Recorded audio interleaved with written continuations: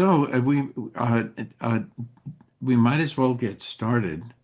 I know some people don't come in until five after or anything, but we can get started in the meantime Did you and say see something where it about, takes us. uh, So anyway, uh, we're hello? yeah. Yes, Michael. Oh, yeah, I was just going to ask about Susan. I'll mention a few things later towards the Okay. end, Okay. because Okay. Sorry. but Thank I appreciate your concern. thank you. And but right now, I just want to be sure that we get to cover what we Okay. can today. Anyway, um, David, why don't you read what you brought today? Okay. First, I would like to introduce you to the official Beth Shalom Temple Center cap, and that is the little picture that is off to the upper left of my picture there. It shows the cat sitting on my lap while I'm playing the piano, and he's no longer with us, this cat. But one of the beautiful things about him was that whenever I wanted to see him or talk with him or pet him, I would sit down at the piano and start to play. And within seconds, he would be on my lap, purring and drooling. And it was just so easy to do that. And it was so wonderful. And I just wanted to put that up for you. My Thank quotation today will be from In Memoriam. I think we all know about Alfred Tennyson and what an incredible, unique poet he was. And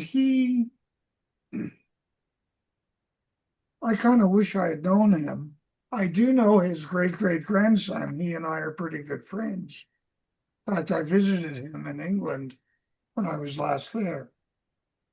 Anyway, sitting on his office door are two stanzas from In Memoriam, and here they are. Here they go. There rolls the deep where grew the tree. O earth, what changes hast thou seen? There where the long street roars have been, the stillness of the central sea. The hills are shadows, and they flow from form to form, and nothing stands. They melt like mists, the solid lands, like clouds, they shape themselves and go. Thank you, Marty, and back to you. Very nice. Thank you, David. I appreciate it. And hi, Marianne and Lynn. How are you guys? Shalom, everybody. Hi. Okay. Shabbat Shalom. Hi. Shabbat shalom, everyone. Anyway, we are going to be on Deuteronomy 16, verse 21.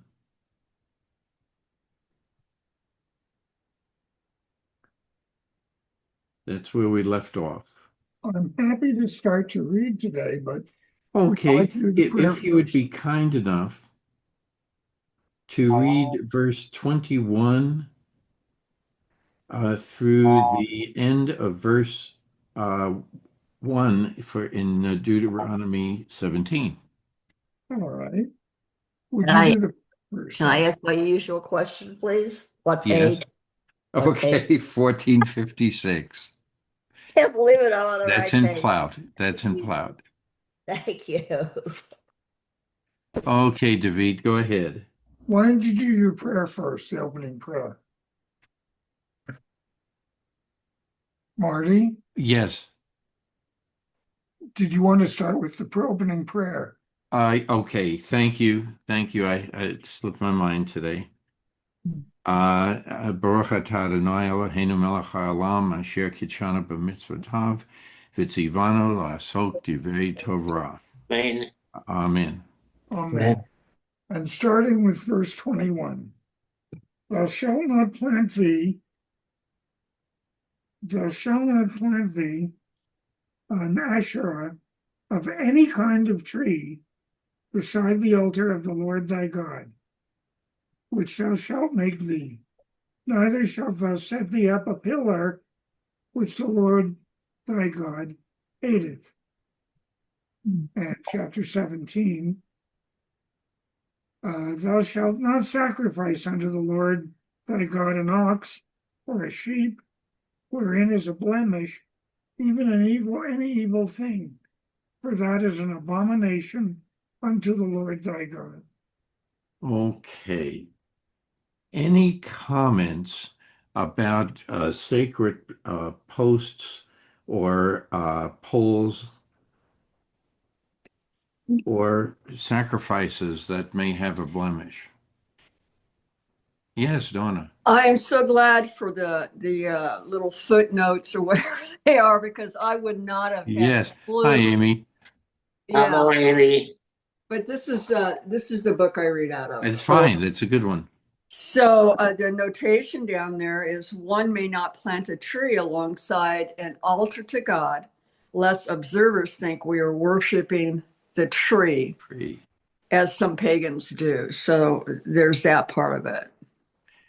Very good. Yeah. And any other comments about that? Well, many of the neighboring tribes had other ways of prayer. One of which was totems. Okay, totem poles, or a post, or something that they would pray to, uh, sort of like an idol. I'll Thank give you a clue. Okay. And so it's another form of idol worship. The pole representing a god or some spirit that they pray to and like that. And that's what the rest of the passage is going to be about. It's going to cover worshiping idols of various sorts, okay? And not necessarily a physical idol, but other types of prayer that detract you from the teachings and the values given to us by God. Okay? So, David, if you would read verses 2 all the way through the end of 7. Okay. Look, I misplaced my, oh, here it is, my magnifying glass, because my Bible is not designed for people with my eyesight, but here we go. 2 to 7. If there be found in the midst of thee, within any of thy gates, which the Lord thy God giveth thee, man or woman that doeth that which is evil in the sight of the Lord thy God, in transgressing his covenant, and hath gone and served other gods, and worshipped them, or the sun, or the moon, or the bright planets in the sky that are all lined up, or any of the host of heaven, which I have commanded not. And if it be told thee, thou shalt hear it, then thou shalt inquire diligently. And behold, if it be true, and the thing certain, that such abomination is wrought in Israel, then thou shalt bring forth that man or that woman who have done this evil thing unto thy gates, even the man or the woman, and thou shalt stone them with stones, that they die. At the mouth of two witnesses or 3 witnesses shall he that is to die be put to death. At the mouth of 1 witness he shall not be put to death. The hand of the witnesses shall be first upon him to put him to death, and afterwards the hand of all the people. So thou shalt put away the evil from the midst of thee. Okay, thank you. Well, this any comments about this?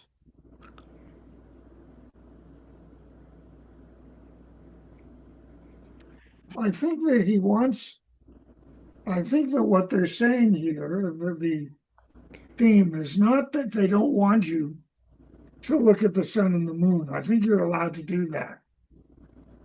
But that they don't want you to worship the sun and certainly not the moon.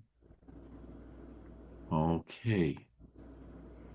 So I think there's a big I difference. think that you can recognize it, and as such, there's something up there that is brighter than all the others, but that's okay.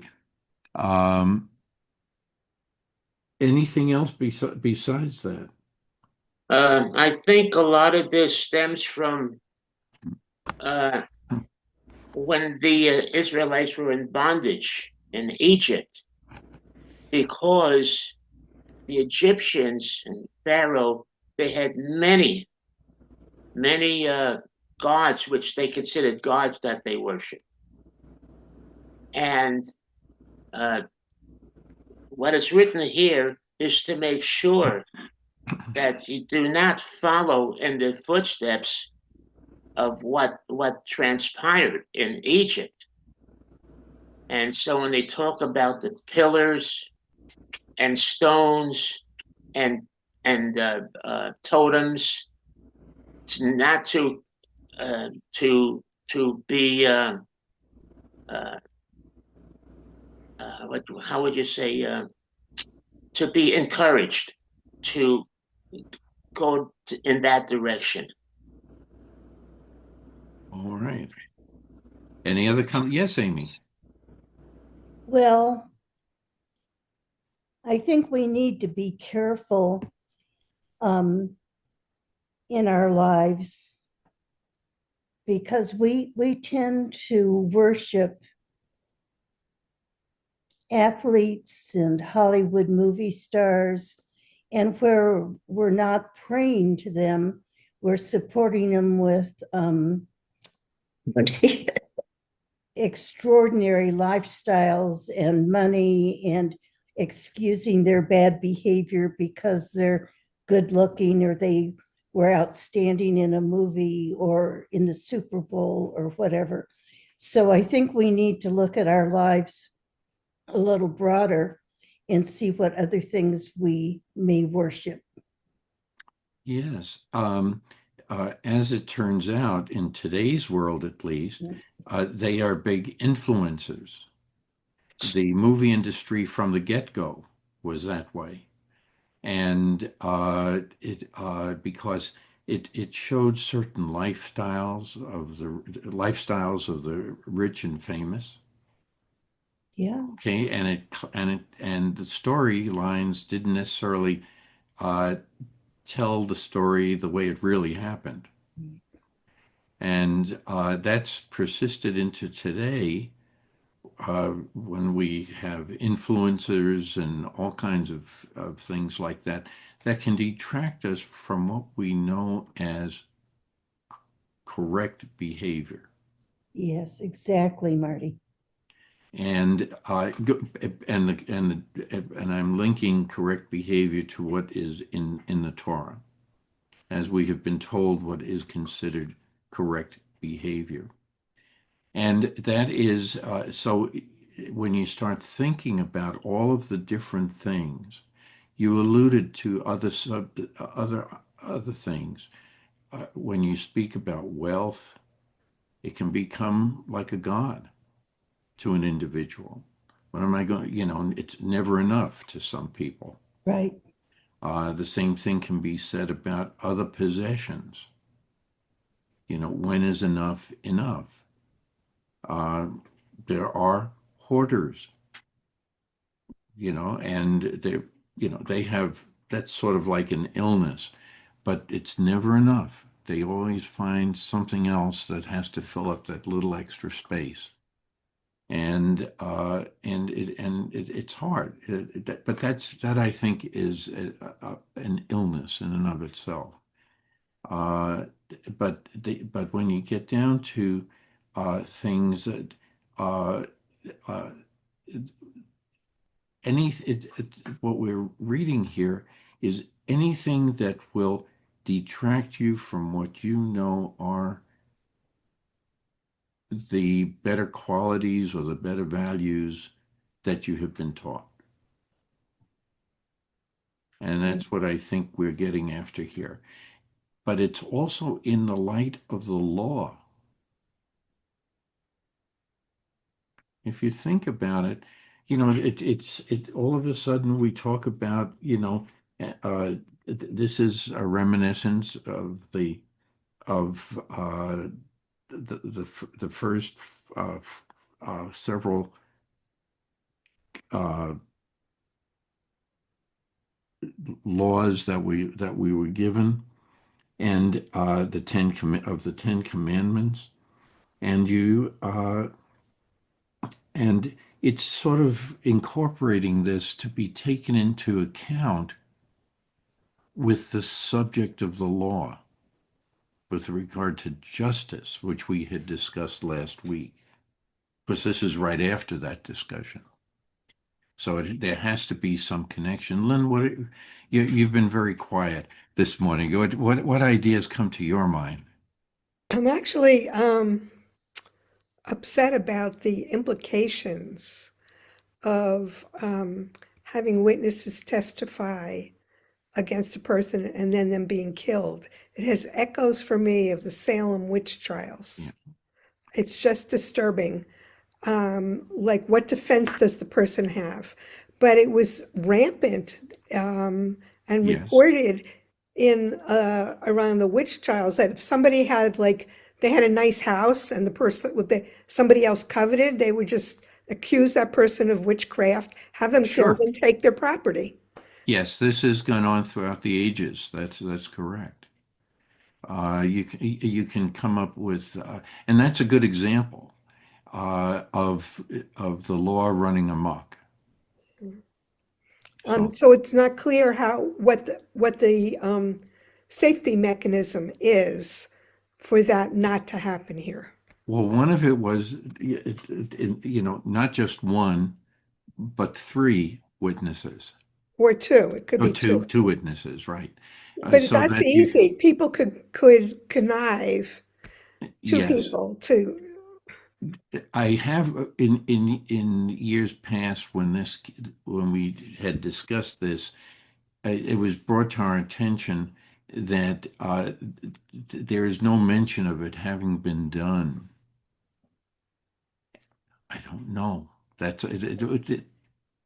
There's just no way to know. there's But I several agree with remains. you. And today, it's a horrible way to conduct things. It could lead you down a bad road. Right. There's the other one where if the son insults his parents, Mm-hmm. that he could be taken out and Exactly. stoned. Same thing. And then it's obvious because it's in the Talmud that they made it Right. impossible to carry that out. Yes. Because it's a one-time thing. You need the two witnesses, and then there's other people um, and there's several. The rabbis put in several breaks where it was never carried out. It's like Right. there is a warning, But but that I don't see that here. should it be a chastisement instead of killing? Is it excommunicating from the community? That happened one time that we all know about with Spinoza. Okay. So you have to say, I've been talking too much. Donna, you're muted. Donna, you're muted. My dogs were crunching really loud their food.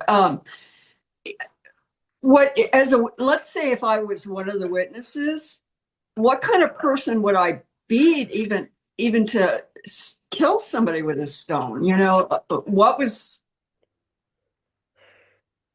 going through their mind? But it also, in context of when this took place, it sounds real barbaric, but that was the times, correct? That's what they did That back then. that was Yes. either you get stoned to death or whatever else. But I'm curious about not that we can get an answer, but what the witnesses, unless the first once, if they had a hatred towards the person. Well, it opens the door to Yeah, the bad side of man, if you will. exactly. None of That's us what we're really justified to discussing die here. that way, but hey, That's right. yeah. So is it put here? Do you think some of these things are put here for the sole purpose of discussing it, to find what is uh, a better justice? Or maybe it's just a warning to see the severity of a situation that should come up where you're whatever worshiping this or doing wrong or whatever. You For know, us in modern times and after it was written and during that time, is a way to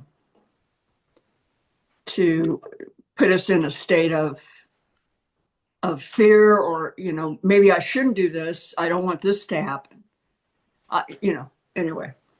no, it opens the door to these types of discussions, and because you want to have a sense of compassion in the law.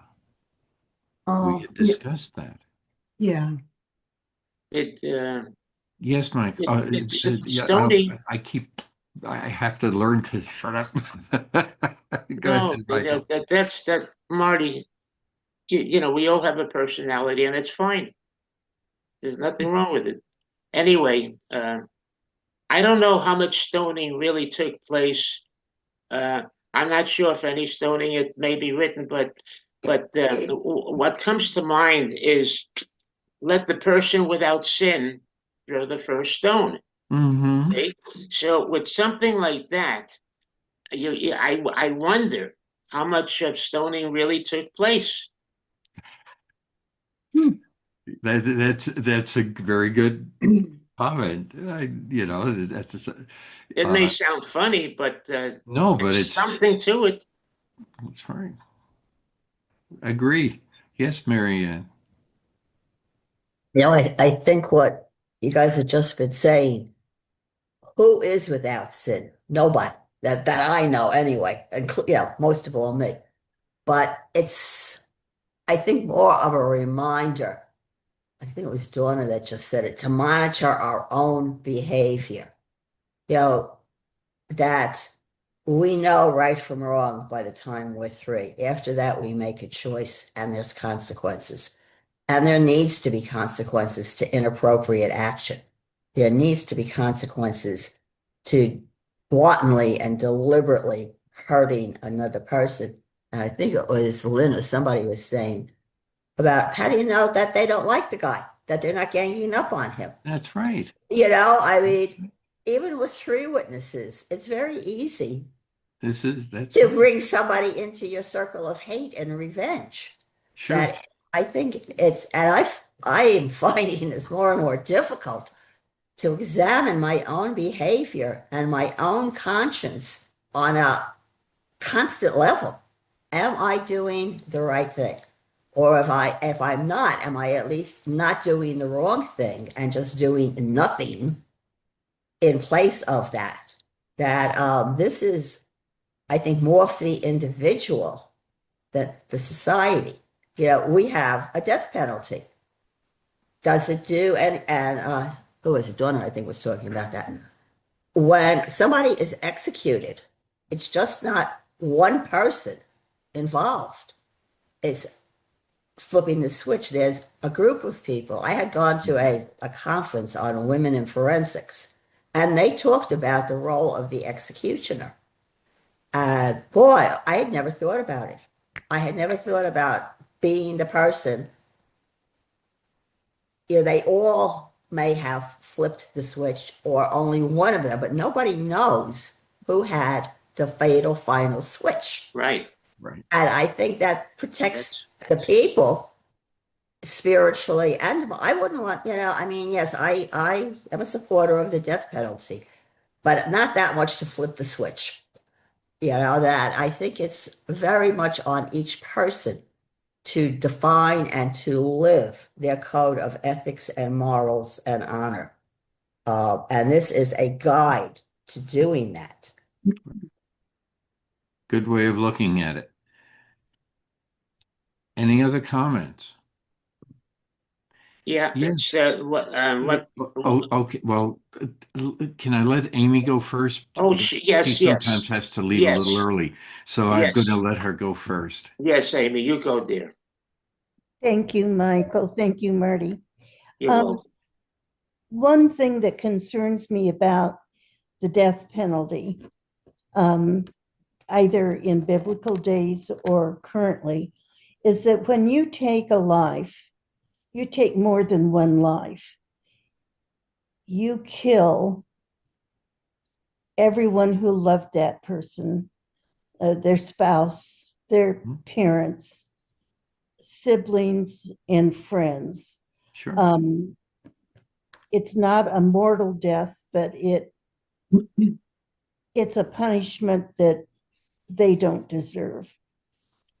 And I think we need to look at some of our actions in light in the bigger sphere than just the individual who committed a wrong deed. Sometimes when people, well, I'm talking about modern day court. That's not fair here because we tend to drift into what we see going on about us and like that.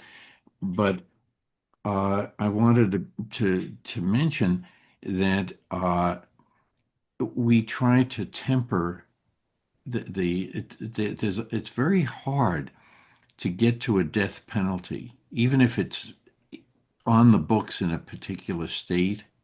It's very hard to get to that point, and which is good because you don't want the community to just go bonkers and start killing people that do heinous things. There may have been because that edge keeps changing all the time, depending on the mood of the public And and and the politicians. and politicians. Yes, no, I agree. Yeah. And so we have to be very careful when we and I can understand it personally.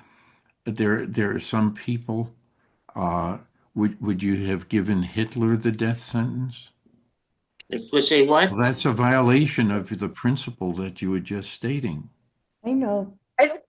Okay, so you have to think in terms of that's why this is part of the discussion of justice. Justice shall you pursue.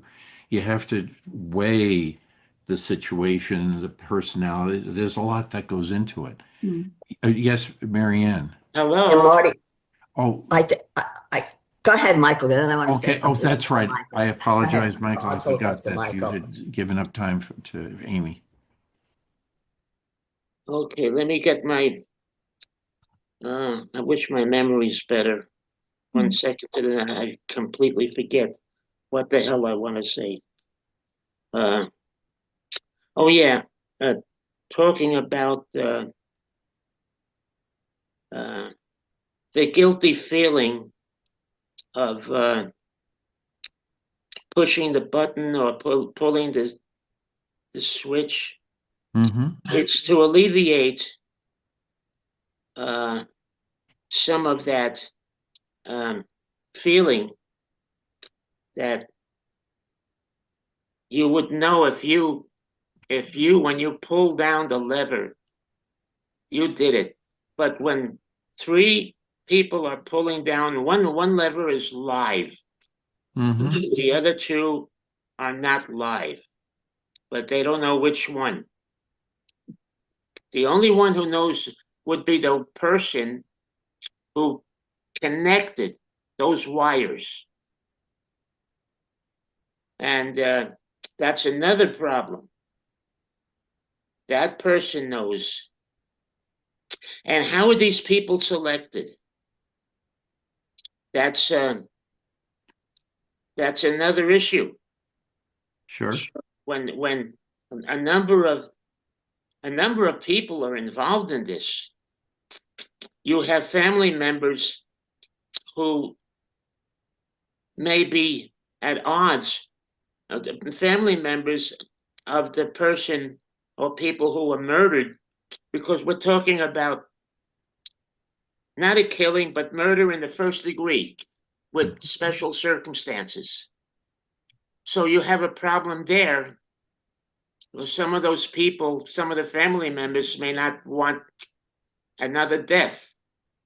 So it's a real complicated mess. Yeah. Or let me put it, it can be, usually is, because to say there's a lot of people involved is actually an understatement. It's and it goes beyond that. It also goes to society, because there are people in society who agree with the death penalty and not. So it's really a big deal. This is what you call a big deal, and people may not think about it that way, but it is. And the person who committed the murder, uh, we don't know what he was thinking, how he was thinking, if he took things into consideration or just went ahead and did it without any consideration or forethought what's to come. So thank you Very good, for letting Michael. me get that out. Well, thank you. Marianne. Yeah, every crime has a victim, whether it is murder, whether it is mass murder, whether it is shoplifting, every crime has a victim. And as such, if we want to function as a society, we must have those rules and we must follow our own policies, right or wrong.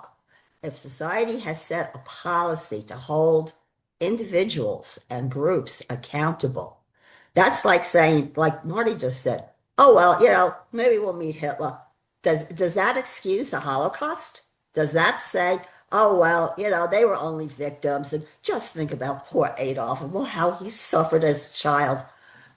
No, Adolf made every choice. I've had people who should have committed the most heinous of crimes and ended up to be wonderful people. And people who grew up in quote unquote perfect environments turned out to be serial killers and rapists and child molesters. So you can't just broaden it all the time. Right. If we're going to function as, is it right for somebody to come and molest children? Because they think that's okay in California. Yeah. That we must maintain a standard and we must adhere to a standard. Okay. Well, now don't make me sorry that I brought up current events. So be careful, everyone, please. Okay. Yes, Michael. Thank you, Marty. I want to comment on what Marianne was just talking about, and the why with, as she mentioned, such shoplifting and all kinds of crimes, which I understand. However, what makes murder in the first degree so different than any other crime? And it has to do with forgiveness. The only person who could forgive the first the murder in the first degree is the victim. That's the only one, not no one else, but it was who was murdered that could forgive, and that's how the special circumstances came about. Okay. Very good. Any other comments about what we just finished reading? Kent, we are on Deuteronomy 17, and we're going to begin with verse 8. Lynn, would you care to read? Okay. Okay, why don't you go through, just a minute. Why don't you go all the way through the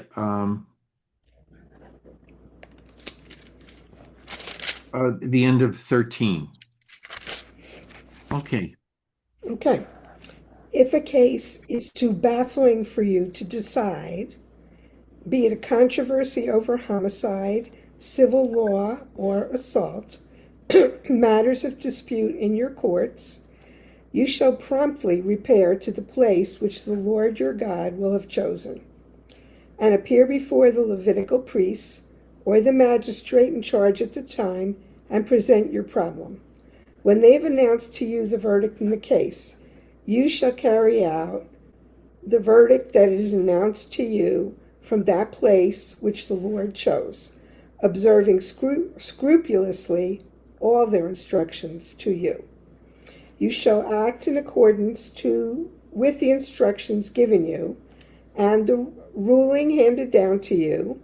You must not deviate from the verdict that they announce to you either to the right or to the left. Should a man or woman act presumptuously and disregard the priest charged with serving there the Lord your God, or the magistrate, that man shall die. Thus you will sweep out evil from Israel. All the people will hear and be afraid and will not act presumptuously again. Any further comments? I have a question. Sure. Who is the you that we're talking about? If a case is too baffling for you to decide, I would assume it's the community. you plural. I'm curious. Okay, so ki no, it's in the singular in Hebrew. It is in the singular. Oh, because it's shifted away. I guess it would be the magistrate or But the it's jury. telling you to take it to the magistrate. Yeah. Maybe Appear this is before the directed priests just or the to the magistrate. magistrate. So I'm a little confused who the you was. Maybe the So victim. maybe it's just to the magistrate themselves. Uh, but Maybe it's a lower magistrate or something. And then he goes to a higher magistrate. because you're going from it's all this what you mentioned is almost like a court of appeal, Yeah. you But know, there's a strike, like one person doesn't make this decision. right. This goes to priests or magistrate court officials. So it's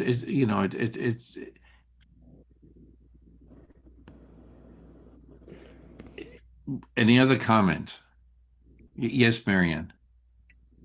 No matter what the law says, okay, whether it has to do with shoplifting or it has to do with murder, if each individual doesn't adhere to that or at least respect that, there's always going to be evil.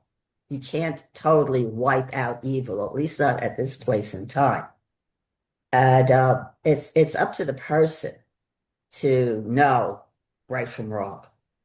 Yeah, if you shoplift something, you've shoplifted it. That's the bottom line. That it's up to each person to understand that even a little action like that seriously harms other people. It seriously harms society. Now, remember last week I mentioned Les Miserables. Yeah, I was thinking Okay, go ahead, Lynn. that's what I was going to bring up. It's just, yes, the law is the law, but there are complications and details and circumstances around each commission. So is Jean Valjean Yeah, guilty of shoplifting in the same way as a teenager who grabs a candy bar or an alcoholic who steals liquor? You know, yeah, there's specific details in each case. That's what the courts have to grapple with. yeah. It's just It's not, you shoplifted, you're all guilty, you all get the same sentence. It's not, that's right. it's this, you may be charged guilty, but I think that sentences are very, very different. You know, for It's to Jean do with Valjean, you go, time served, no you're guilty, no penalty. To the teenager, community service. To the alcoholic, you have to go to an AA meeting for 6 months. Whatever, there's different punishments or ways of dealing with the problem if you want to keep the community whole. Mm. There, these are all different ways that you could avoid time in jail. But these are hard decisions, or should be hard decisions to make, because it depends. What about the Repeat repeat offense offender who who has a track record of shoplifting or child or molesting. a child? That's right. It goes Depending on and on on. what is considered a civil law, Oh, okay. Yeah. and it becomes very, very difficult. There's no easy answer. You'd have uh, that's why there are editorial pages Right. for all these different arguments for different points of view on one subject. Yeah. And You know, compassion. that's Compassion right. can cost somebody else their life. Yeah. That's right. When I had, Absolutely. Yeah. So it's the excesses. These are the excesses that the law has to take into account. And none of it is as simple. It's black and white all the time. Well, And so you can always get a good Jewish lawyer. Melanie? and that contributes to everything. But we always criticize the defense.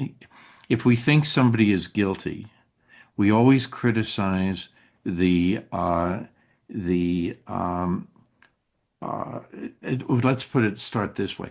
If somebody that we think is guilty but is found innocent, we then clamor for and about, oh, these defense lawyers, they're just horrible, but their job is to be sure every I is dotted and every T is crossed in a case, and that the witnesses and the evidence are really what is important.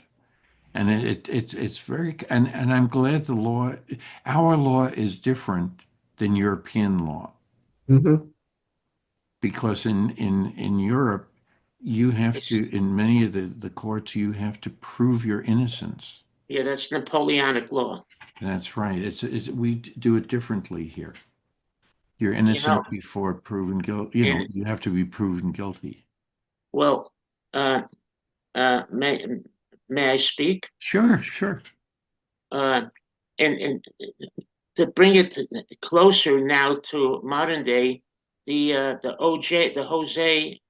OJ Simpson trial, uh, he he was found not guilty, but they proved the uh, the Los Angeles Police Department, the Rampart, had proved that he did it, but they still found him not guilty. And the reason you know that is the books are closed on that case. When a murder case is unsolved, the books for that case remain open for as long as it takes to bring the perpetrator in. They close the books because the prosecution proved that O.J. Simpson committed a double murder.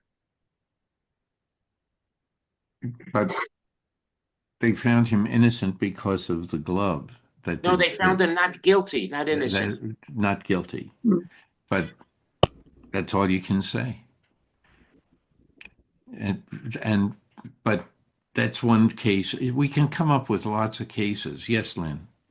yeah.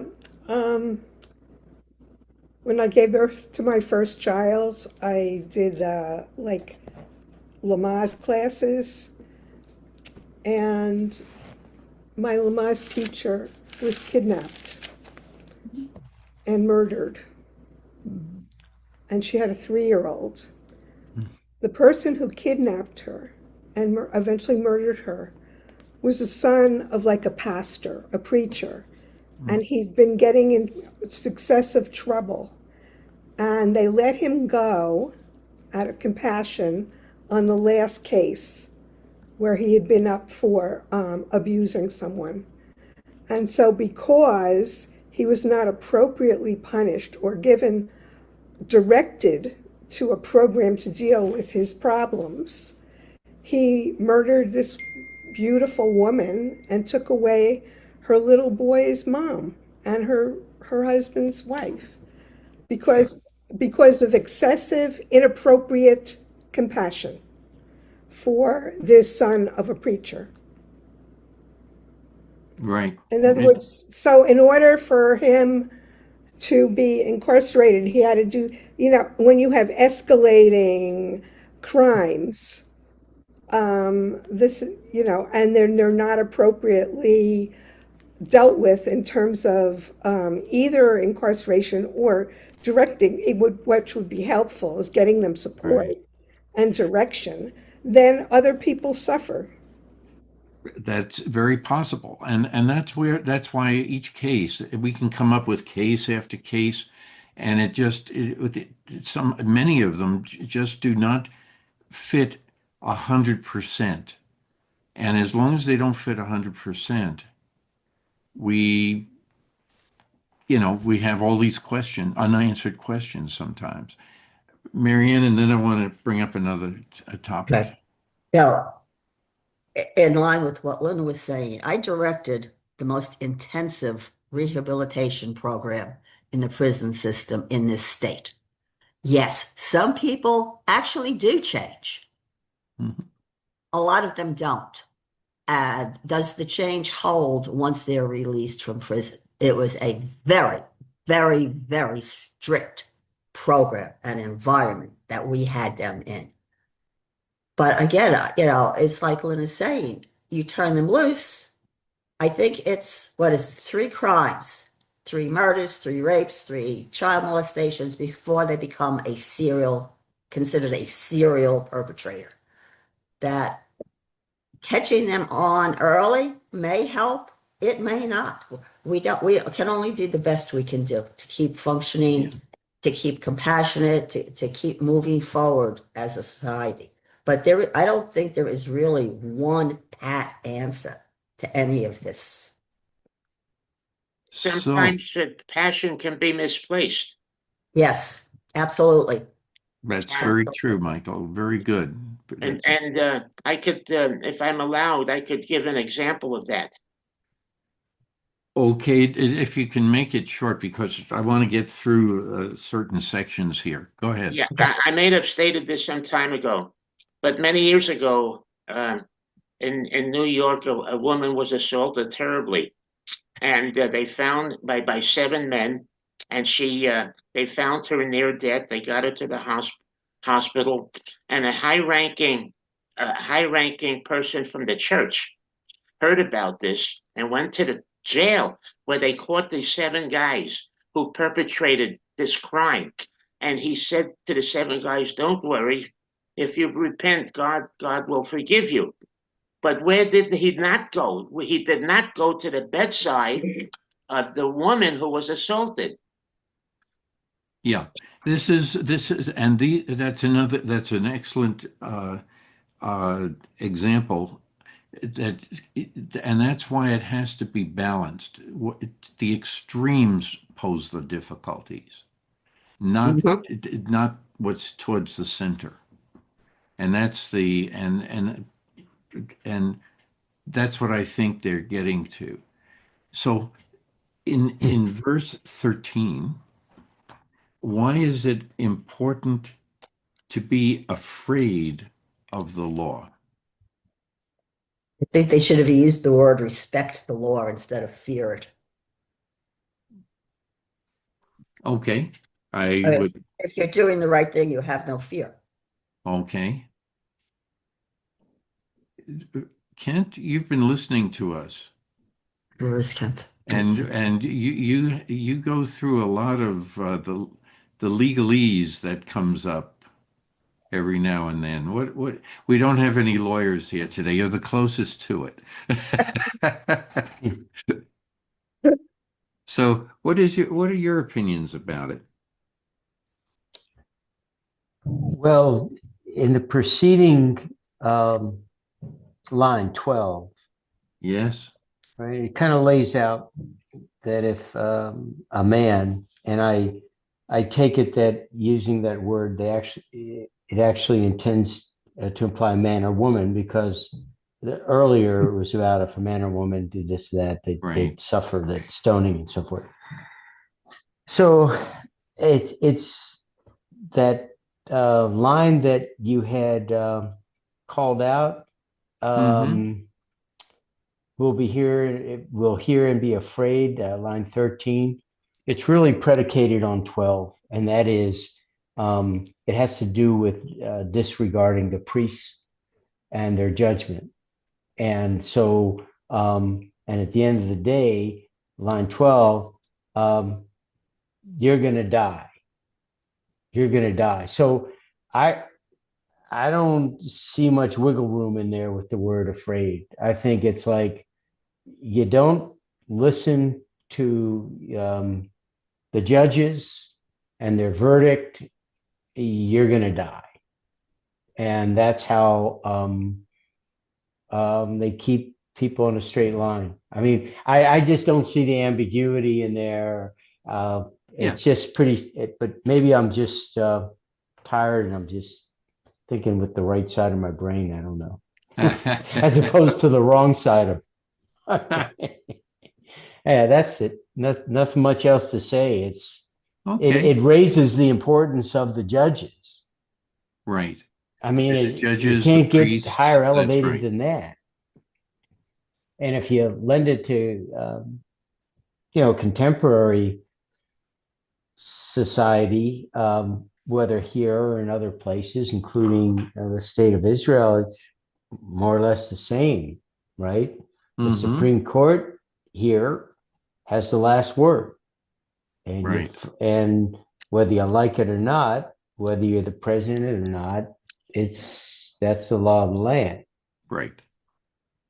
I don't, I don't think they're going to stone you if you don't follow it, but they could find you in contempt, fine you money, you know, Sure. uh, try in several ways to kind of like have take you down a notch. But yeah.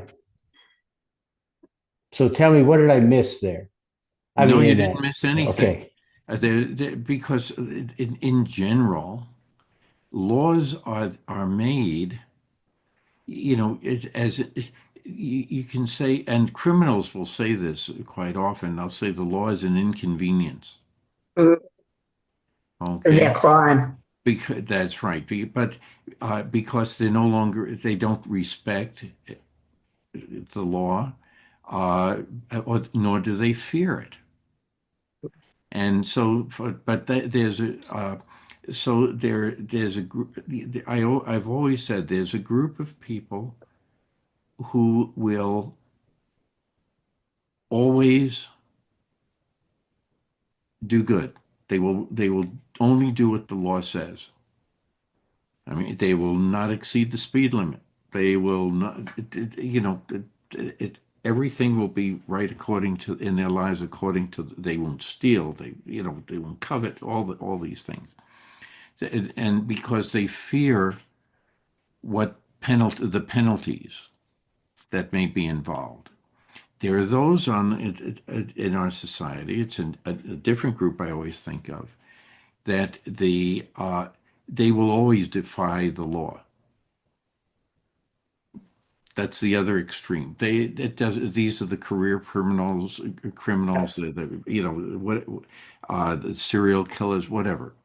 And then you have those in the middle that sometimes, oh, I'll go a mile or two over the speed limit. Okay, I'll chance a warning. All right, or they will, they'll toss a cigarette out of their car window or something like that. There's, it's these are borderline situations where they'll jaywalk or things, and everyone will always have an excuse.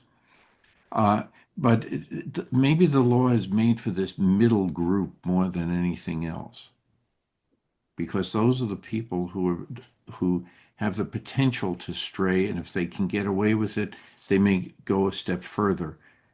And if they get away with it, go a step further. They're always pushing the limits of the law. So I don't know. I don't know, but that's So I always think that the law is made for the basically those in the middle who may, get out of, be tempted to do something. Hmm. Yes, Donna. Yeah, I like to I like challenge everyone this way. I like what you just said, for those in the middle, because in any society or group of people, you're going to have the ones that will not follow, whatever the right path, or Yeah. but are concerned if they're, I don't want to use, well, I'll use it anyway, the lost cause of Mhm. some people on their path. It's not to say that they cannot change, but we have to keep the core of our society.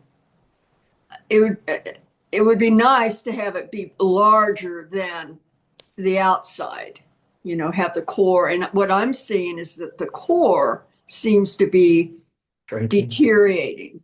Okay. And how important it is for us to study the Torah, and to also learn from the past and stay strong together. Mm-hmm. Because it's there's temptation. It's the world. There's shiny objects out there. I'm That's known right. to stop and go to the shiny object. It's just part of, Hmm. but of the attractants of it. But anyway, yeah. So I like what you said, Marty, to give that example, that perhaps, this is speaking to the middle. I also worked not in state, but county jails in custody. Anyway, I program also. We'll talk later about that. But you always pray. You always pray that there will be a clarity, that this person will see. We don't lose hope on these folks, regardless of. But there's evil there, and there are evil people out there. Period. And that's it. But like you said, we need to move on. So Yeah. Okay. Marty, can I just add Yes. something? Given this Sure, additional sure. conversation, I'm not convinced that there's gradations to the law, or that it was intended for the bell-shaped curve and not the outliers of that okay. curve. And that's why, and the reason I say that is that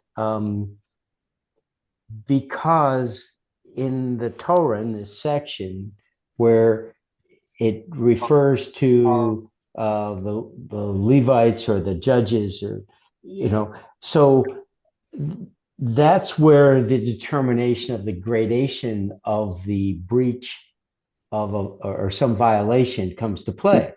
Now, some things could be a violation of a law, but there was ignorance, true ignorance to, I didn't know I was breaking law. I didn't know I was on somebody else's land that wasn't posted. I don't know. You see, so, and that's where the judges and they come in, but there's one law. You don't trespass. You don't trespass. Well, we don't want murderers and kidnappers and others to trespass. So that's like the main thing. But no, we don't want anybody to trespass. But like, hey, if you stumble upon a land, or if there's an emergency, right? The Right. car breaks down and it's winter, you're going to go and try to find help. Doesn't mean you're not trespassing, right?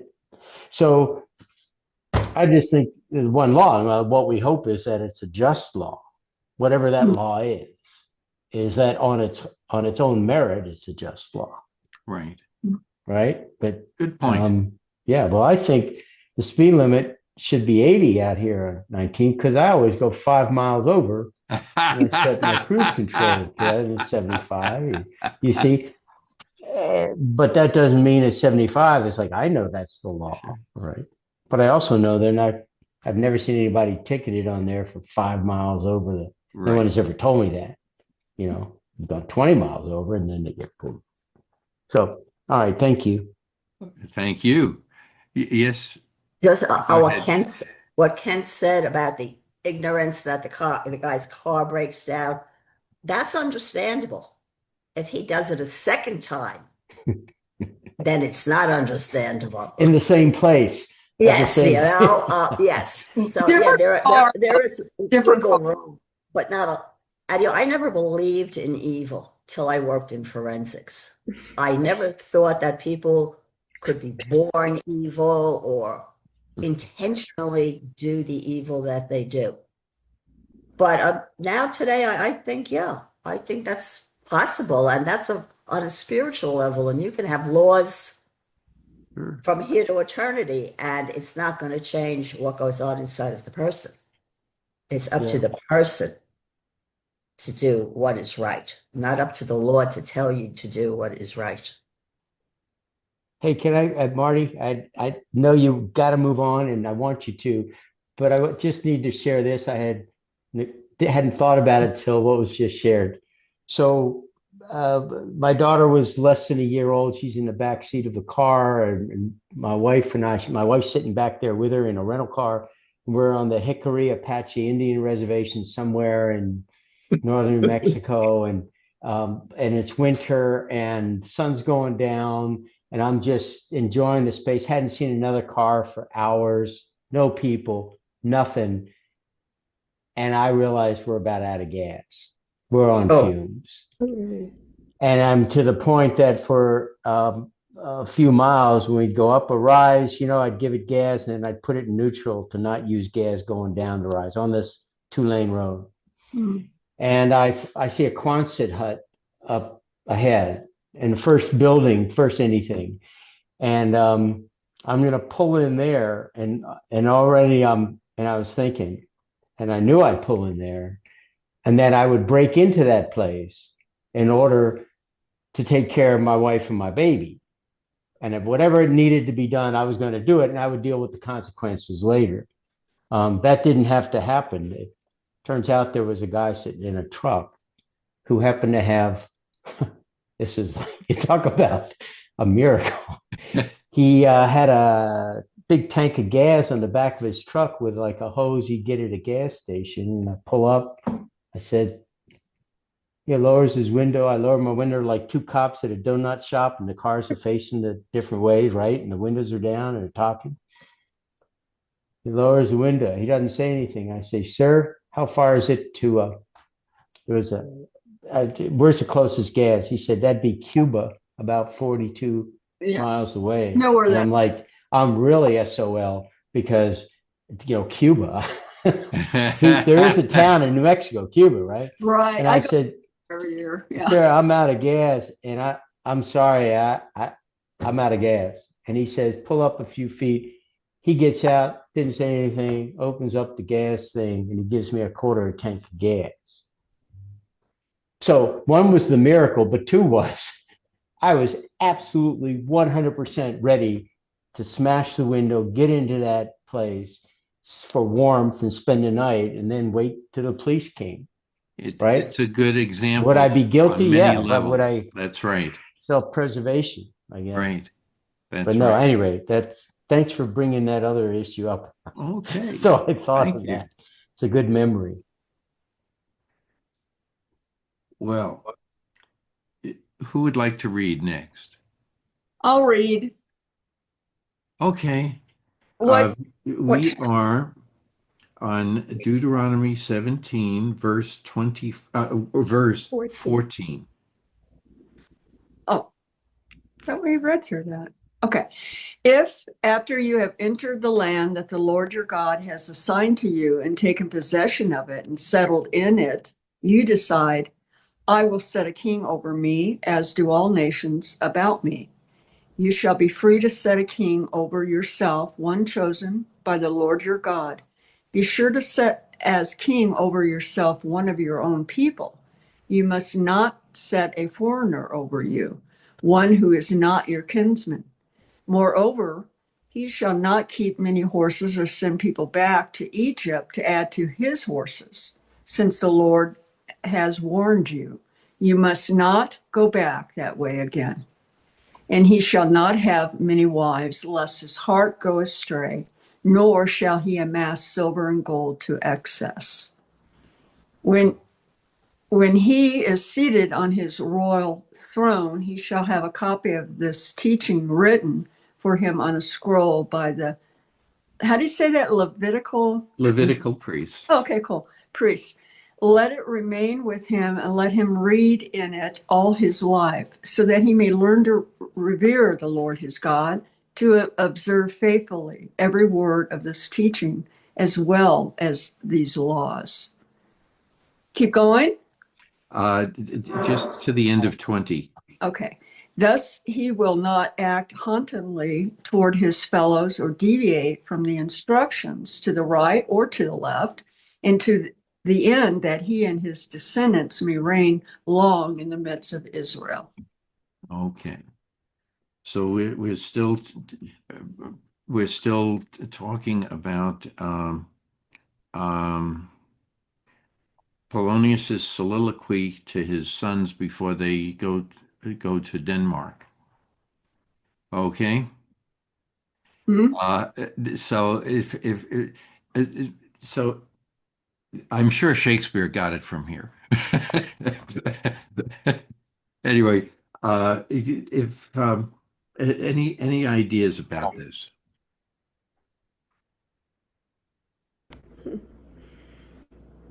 Lynn, I can see that you're chomping at the bit there. Go ahead. Yeah, no, it's just when we read the part about the king, Go ahead. at the Yeah. beginning, that he shall not keep many horses, he shall not have many wives, he shall not amass silver and gold. This was a criticism actually of Solomon later. Yes. Yes. I Oh, was, when I read this, that was the first thing that came to mind. Yes, hmm. that's right. Yeah, yeah.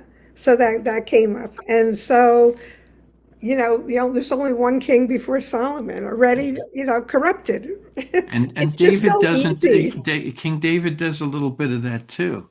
Yeah. Hmm. In different Well, he ways. wasn't as wealthy or have as many wives. Right. Solomon was over the top.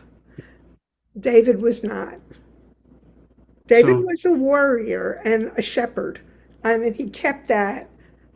And a whatever, a singer and a musician, which is an interesting combination. but But he did plot to kill off some people. I don't. Did he? I don't Doesn't know. he send some? Yes, he Yes. sends he coveted somebody else's one of his general's wives. I Oh, forget the That's name, and right. yeah, sent him yeah. out to battle to be Selfishness. killed. But it Yeah. wasn't. He didn't have many wives. He had like two or something at a time. Yeah, but even so, Yeah. But there's man, a lot that we can discuss. But yes, Solomon for sure. That's so. hmm, Yeah. But he was still considered wise. Yeah. Solomon. He But was a good mediator, if you yeah. will. Well, Yes, yes, Dawn. Go Why? ahead. I have Linda, a you question. finished? I didn't know if you were finished. I interrupted you. it's okay. I'll Oh, jump I, in later. I'm Okay. sorry, Lynn. Go ahead, Donna. No, I wanted to direct, it's a question for Lynn and for you, Marty, and the rest. But why did they have to put in there of your kingsmen? Was there, I guess sitting in my chair now, I would say the king, Very good. sitting where I am right now, I would think, yeah, it would be a king I want is of kinship, right? You don't want a foreigner, but why why was it written? I mean, they could have excluded that. It has to be a king, but Right. they wanted to make sure it was of your kingship, not. So what was your first take on this? Well, logically I go to, well, because a foreigner may have different views, may be a hindrance, may change the laws, may take over, dilute. There's a lot of things that come up when I think about it. But for them to put it right there, front and center, is it because of their being in Egypt, still not being really strong in their faith and belief? I don't know. It's a question, Lynn. Mark. Okay. Yeah, Okay. Now Lynn can now I Lynn have an will be opinion able to about do this. it. Okay, I cool. think the foreigner is who is not an Israelite. I think kinsman is like B'nai Israel. Right. Um, doesn't have the same relationship to God. This is about the fact that ch- church and state are not entirely separate at this point in our history. Correct. That the leader has to be someone who is able to listen to his intuition through which God speaks to him. And it's not about, okay, a king is separate, it's like political, and the priests are separate. It's not like that. The king has to be someone who is attached to Yud Hey Vav Hey, to God. Hmm. And he's supposed to be reading, in the next part, is reading from the scroll. I just heard a sound. So which was this teaching means Torah. So we don't know if it's the Torah, all of the books, or just the scroll of Deuteronomy. But he's supposed to be reading in that. He's Hmm. got his own copy. Yeah. So I can't see a foreigner being willing to study in detail on Okay. his own the scroll. Yeah. Somebody this that's the whole it has to it's all tied together. That that the law that he's going to follow is in that scroll. Hmm.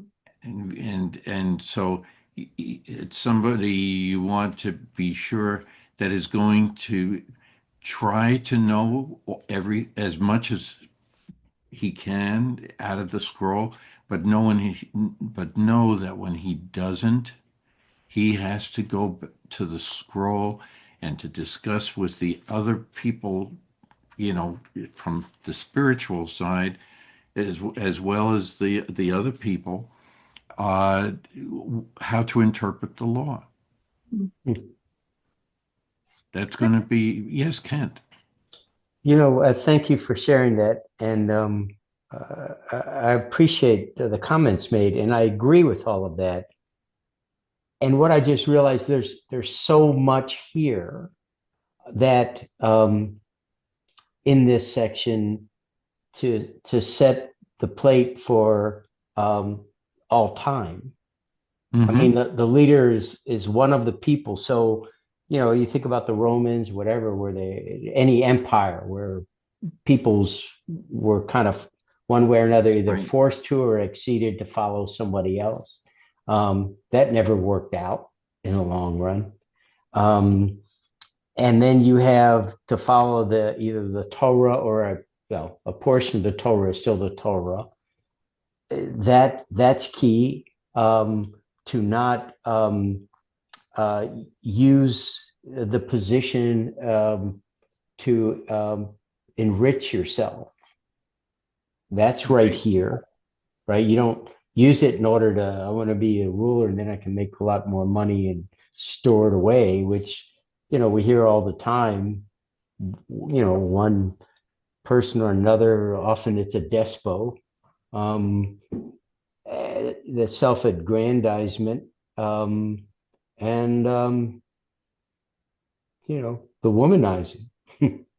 In Yeah. that case, considering if the leader was a king as opposed to. There are many So facets. it's Yes. so there's a lot there, and to think that this was written thousands of years ago, for me, it's like it's wild that it is Yeah. in that way. And if you think about it, it uh, everywhere you turned at that time, the tribes around you were doing the wrong thing as opposed to what's written in the Torah here Mm-hmm. and what Kent mentions. And so it fits in with the idea that when you go into the land of Canaan, be careful. Be careful of the idols. Be Mm-hmm. careful of, the law. Be careful. There's a lot packed into this. Uh, and also some people, if they're interested in history, U.S. history, they may say, "Oh, I could just see the somebody like Ben Franklin and Thomas Jefferson and some Mm-hmm. others uh, using this as a guideline Mm-hmm. But you know what's very because it is in interesting, our Constitution." right? It's one of those few things that actually it seems like Hashem gives um, people a choice. Hmm. You could have a king, not have a king, but there's a caveat, a really important caveat that's unqualified in there. And then what's that? That king is chosen by God or anointed by Yes, God, but it's determined by God. by the but it, and he but from God's standpoint, he's choosing a leader that he recognizes has the potential. This dovetails into Okay, Joshua, okay. But why what he it doesn't picks say is Joshua. how is that done? Right. Well, that was the Lord saying, that's who you're going to have. Well, and how would that be transmitted? In other words, how would the Lord say that? I don't know. I'm asking because He I don't told know. Moses, in fact, I can be very literal. He told Moses, this is what I'm telling you to who's going to succeed you. Because all this was his on his deathbed when he Yes. did this, or yeah, okay. So that's Moses speaking and what the Lord told Well, Moses. Yeah, right? yeah, that comes before, but yes, Oh, Well, but but it's one of the on line things that, 14 it says, if after you have entered the land that the Lord has given you. mhm, So Moses wasn't there. oh, okay. right. Sorry. But at the time that this is being said, He was Moses is expected to be still there. there. So he hasn't yet been chastised and told Remember no. that's right. Oh, okay. And then you decide, I said a king over me. Huh. So it's very difficult. So you can see where the problem lies. Does everything come from above, or does it also come from, the masses? Because you want the kinsman, as we've been talking about, you have to select somebody from the kinsman. So there's a role that the kinsmen are playing, Okay, so I've got to ask this, Marty, because if you go back to the beginning of 14, the section, sure. very beginning, I If after you've entered the land, yes. not the line, I'm talking about the first chapter. You are children of the Lord your God. Okay. Okay. Mm-hmm. So the Lord is speaking to all the people in this section. Did I miss something? I may be, hold on. That's the section we were reading because I may have flipped by accident. Yes, it's like a break. It's not just directed Okay. for the head honchos. Now you were talking to the community. He's talking to me. I'm sorry. My bad. I accidentally grabbed the page. I It's meant okay. 17. You shall not. Okay. Is he Deuteronomy talking to 17. all the people or is he just speaking to Moses He's in talking to the 17? people, To People. all the people. Yeah. but it's the people as a unit. because Right. the verbs community. are singular. Right, Okay. right. That's why I find it interesting about the giving the choice, going back down to line 14. And if you decide to have a king over you, Mm-hmm. he's continuing to talk to the unit, to the everyone. Mm. Right. So they're the ones that would make that determination. But if they did, we want a king, then it reverts to the Lord to tell him who that king's going to be and somehow communicate that. Mm. So was that done through prophets who then anointed like David with oil? Mm. I don't know.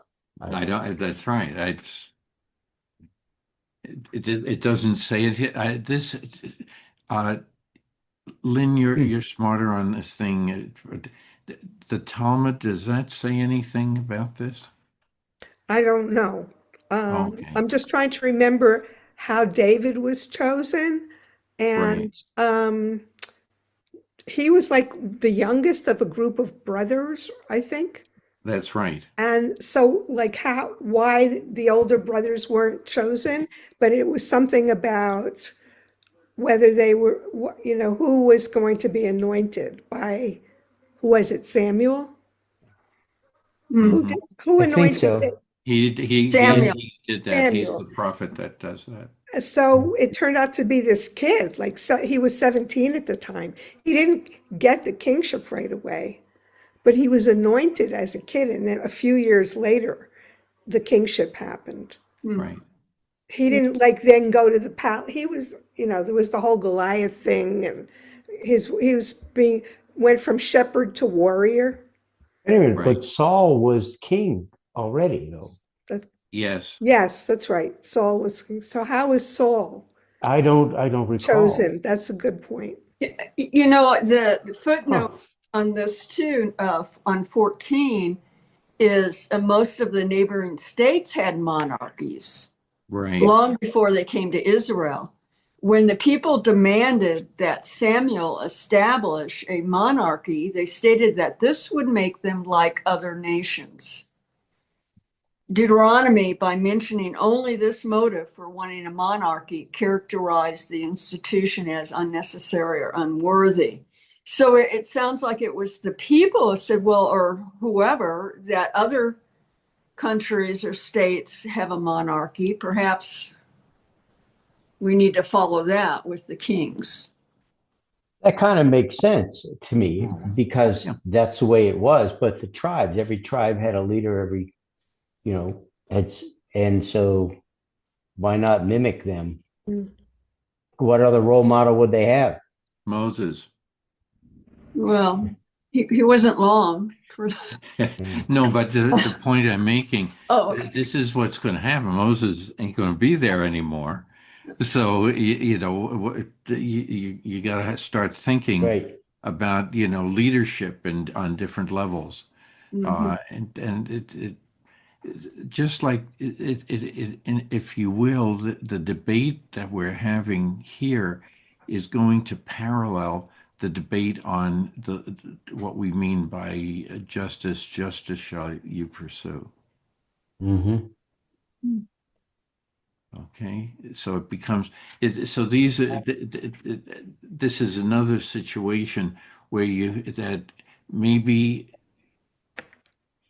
because we're all each individual is human, they're going to have a different opinion. And we have to learn to respect each other's opinions, not to, not to censor them, not or anything, but to discuss because each opinion may have some merit in it. It's not all black and white. Hmm.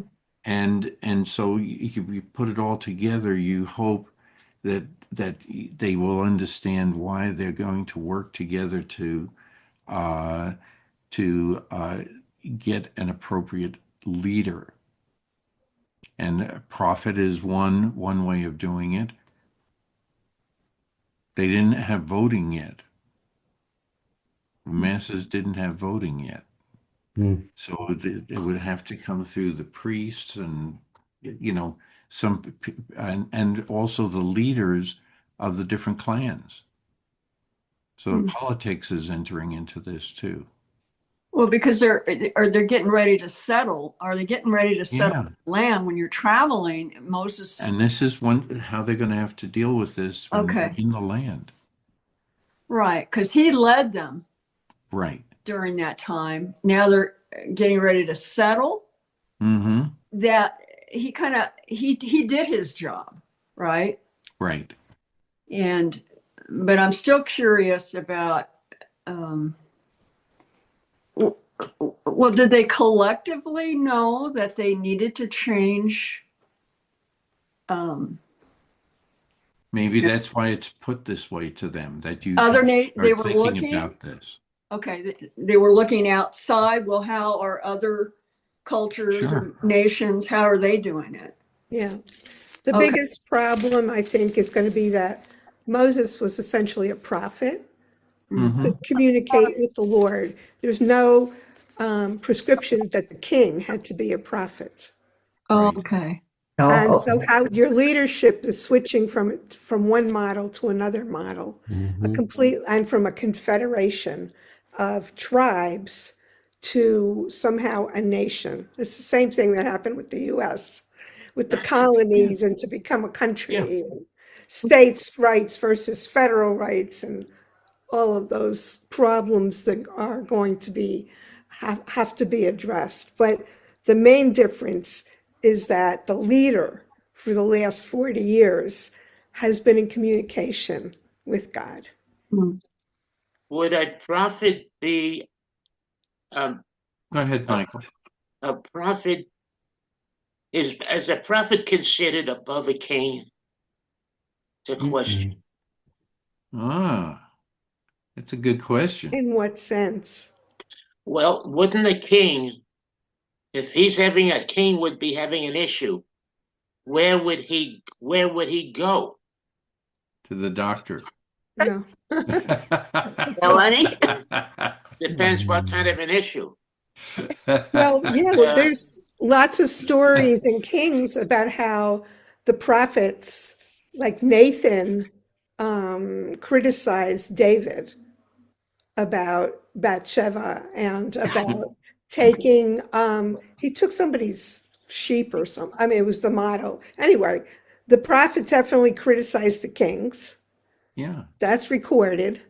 It could be priests, like if it was a ritual problem, like that's right. how to establish land for or stuff outside the sanctuary before the temple was built, what's sacred land, what kind of activities can happen there. That's like what Jesus was upset about the money lenders. Not because he didn't want money lending, but he didn't want money lending in the church, Sure. in In the the temple. temple, Right. and well, on the sacred land. Money lending was necessary, or well, people coming in, there were travelers with different kinds of what you call products or coin, and you had to be able to switch it. It's an economic function, but it doesn't have to be on holy land in a holy sanctuary. So there were all those kinds of questions to decide. So I think I don't know who is more important, but certainly the king wasn't the top. He wasn't at well, the top of the pyramid by well. himself. Right. That's Let me correct. let me let me say like this. If a king would be having an issue that required knowledge from a prophet, and now let's go a little farther. If a prophet was having an issues with, where does the prophet go? So I see that the prophet would take precedence because the prophet cannot go. Where would he go? So it stopped. The dollar bill stops with the prophet, I believe. So Well, it's the king and I then the think you're prophet. getting closer. I think you're getting closer. It's God. Yes. Okay. And I think that that's the That is why it's included in what we've read that the scroll should always be at their side. He And should be if you at the think ready. about it, it's not just the leader, but all of the other, if you want to call them magistrates, if you want to call them the lawyers or whatever, that they all follow the same law. They're all kinsmen. Because otherwise, if they're now you can understand how this all comes together. If you select people with a totally different background that want to impose their way of doing it, it doesn't work. The best example is what happened in England. You had a warring of churches and like that constantly, and I think the framers of our Constitution understood all that. That you had to be sure that everybody was going to be faithful to the Constitution in our country, but also for the Israelites that they're going to be following, if you will, the scroll, the Torah scroll. Hmm. And that's not an easy task. Hmm. So everybody is assuming if they're going to be a citizen, they have to be on guard. I have to sign off now, Marty. And Okay, Michael, thank you thank you. very, very much. And Okay. have a Shabbat Shalom to everybody. Thank Shabbat you. Shabbat shalom. shalom. Take care, Shabbat Michael, and shalom. Okay. Shabbat Shalom to you too. Yeah. Thank you. Thank you So all what we very will much. do is, because I just wanted to finish this, and you don't want the leader to deviate to the left or the right. Mhm. Okay, right down the middle. Okay. Just like finding compassion in the law. This is the same, and we want all of these other examples to be in, finding what is the appropriate balance. We come up with all these different circumstances here. A king is going to have to be doing that all the time, every single day. And he needs guidance. And that's why the scroll has to be there. Okay. Right. All right. So now we don't want to tip the scales. Okay. Well, Shabbat Shalom. Shabbat shalom. And Shabbat shalom. Lynn, have can you stay on? a I want to talk very to you. healthy week ahead. Mm-hmm. Yes, Donna. I Yes. wanted to talk to Lynn after everybody checks out. Okay, well, I didn't sign on. I don't know who was first on. Just don't sign. Whoever was first on, don't sign out. Okay. All right, Okay, you everybody. just Shabbat leave shalom. the meeting. Just leave the meeting. Thanks, Leave the Okay, Marty. meeting. Bye-bye. take care. Bye. Bye-bye. Okay. Or is there a Okay, well, now it's fine. Hey, Lynn, Yeah. yes, last week you had mentioned Muzar, and I was, because I have some of the books, but I don't have a study group, and I've been attracted to that because building your character and Yeah. and so I was wondering if there is a group that you have, or Yeah. There's I took from my temple back in Chicago. okay, You're welcome. It's mostly on Zoom. So you Okay. could join it. I'd love to. Meets once a month on I think it's the second Thursday. Okay. So we're meeting a week from no, we're meeting this Thursday. And the book we're working out of Uh-huh. is called The Shabbat Effect, EFFECT, Hmm. by Alan Marinis. I can show you the book. You want me to, I'll get it? Yeah, it's probably on Amazon, right? The Shabbat Effect. I have it. And so we're doing chapter 2. And you're welcome to join. I will send you the link, and I will discuss it with my fellow facilitator to make sure, so she says it's okay.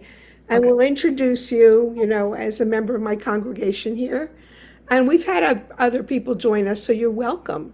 I'd love to, yeah, because I've been waiting, things will present themselves when it's time. So, Yeah, that would be great. yes, Okay, okay, so it's at 7:30 Chicago time, would be 6:30 your time. And 6:30 when I'll be okay, on this Thursday. gotcha. So I just need to forward you the link. Okay, and you have my email? I don't know that I do. Hold Well, on. I shall give it to you. Hold on. I got to put it on a piece of paper or I will not. Okay. Okay, Donna, it's DAWNAAW AWNAW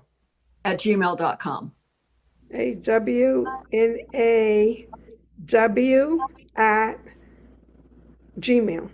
Yeah, Donna W at okay. yeah, Donna AAW at gmail.com. Donna AA, two A's? Yeah, it's Donna with an A, right? Donna. A Yeah. is Aldrich, W is Wheeler. So it's Ah, okay, that's the deal. I missed an A. Okay. Oh, okay. Okay. Forward Musar link. Okay. Oh, we would love to. I think it would be great. Yeah, it's a nice group. Yeah, I really appreciate it when you're on with your knowledge and stuff. Oh, And thank you. you're Please order the book. I'm gonna do it right now. Shabbat Effect on Amazon or the publisher may have it. Okay. Well, just Google it. I'll Google May it. have it. They might have a discount on the publisher. Okay, that's fine. Either way, Yeah. so But it's not big, so it's chapter 2. It's the whole like the how does Shabbat support Musar practice? oh, that even better. Okay. That's what it's about. Shabbat Effect. Okay. It's, Okay, cool. and there's a good introduction. Definitely read the introduction. Okay. So this coming because it's Saturday. Oh, that'll be perfect. I'll have the book by then. And I'll have time. You'll have the book Thursday at 6:30. it's a very open discussion, sort of like this. We don't read it, but some people bring up things that that caught them. There's practices in the book. We could talk about whether they were. Anyway, Okay. you'll see. You're very welcome. Okay. And you'll let me know. You'll send me an email letting me know it's okay then. Yes, I will send you an email. Okay, great. Well, All you right. have a Shabbat Shalom to you. Good Shabbos. Good Shabbos. Bye-bye. Oh, goodbye.